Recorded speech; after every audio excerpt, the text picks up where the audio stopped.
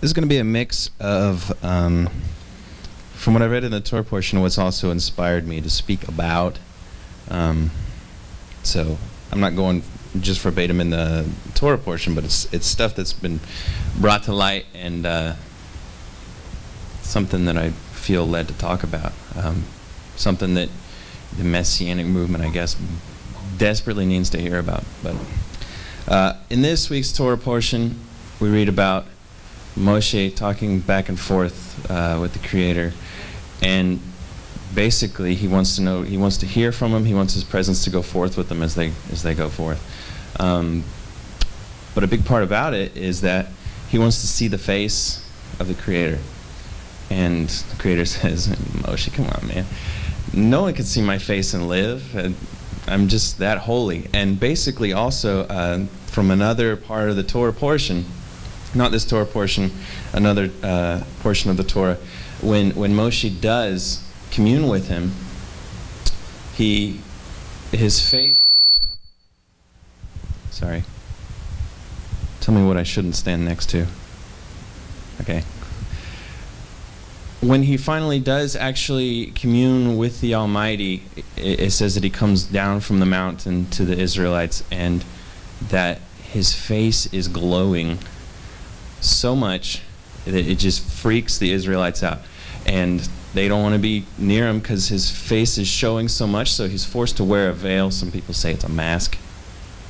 But it's basically scaring him too much. He's burning them with the holiness that's right before them. And this kind of reminds me of something that we go through in our daily lives. And I'll use an example.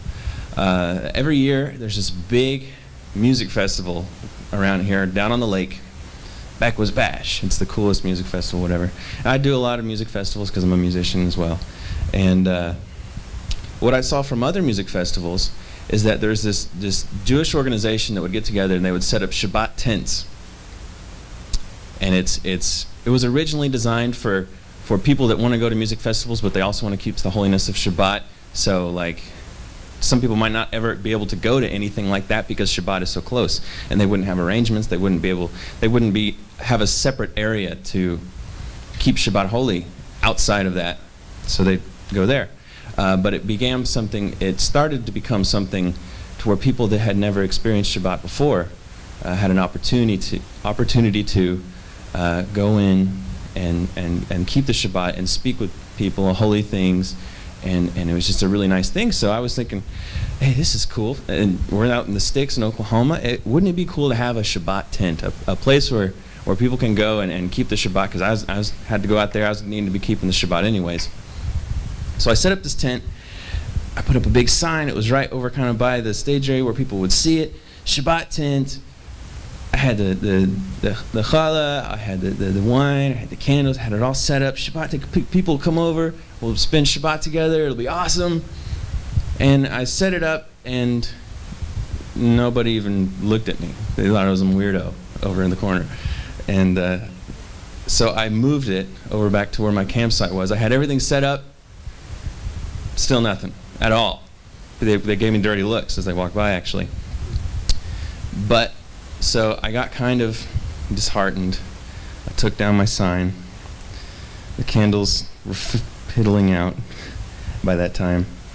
I was just studying Torah by candlelight, and I just took down the whole tent, and I was dismayed. I didn't want to be there anymore. I wanted to go back home.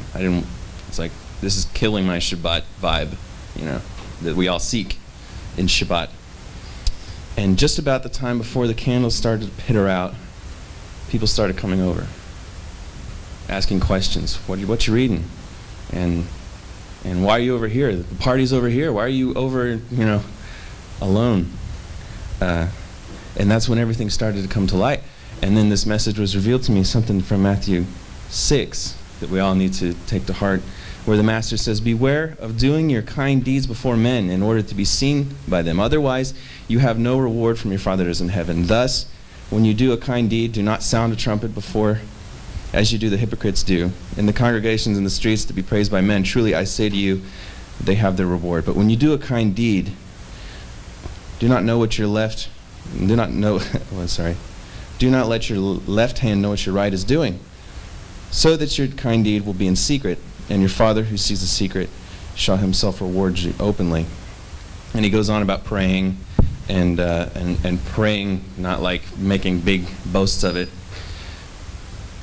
Also, when Moshe came down from the mountain and his face was glowing and he was freaking out the Israelites, it was because he was burning them with this holiness that they weren't quite ready to take on.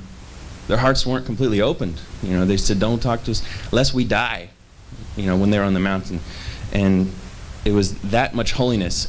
And sometimes us in the Messianic movement, we can get so on fire for Torah, for the mitzvot of Torah, that we can burn our families. You ever talk to a family member, and when you start talking about stuff like that, their eyes roll back in their head, and it's just, I don't want to really hear it.